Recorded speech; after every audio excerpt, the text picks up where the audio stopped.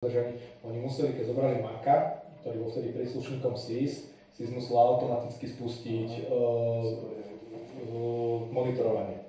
Čiže oni majú zachytený podľa mňa september, október, november a ďalej.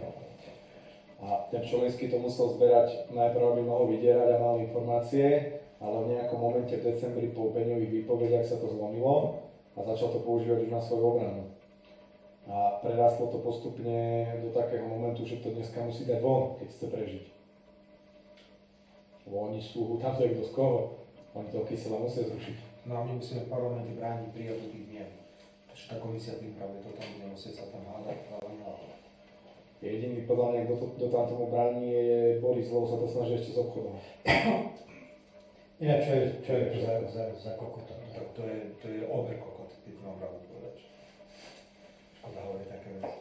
No, dneska som ráno mal ísť, ja som to potom rušil, lebo som mal ísť do Trenčína, tak v Trenčine bol akademický senát Univerzity Dubčeka v Trenčine, ktorý robil také stretnutie pre študentov vo veci 100 rokov Dubčeka.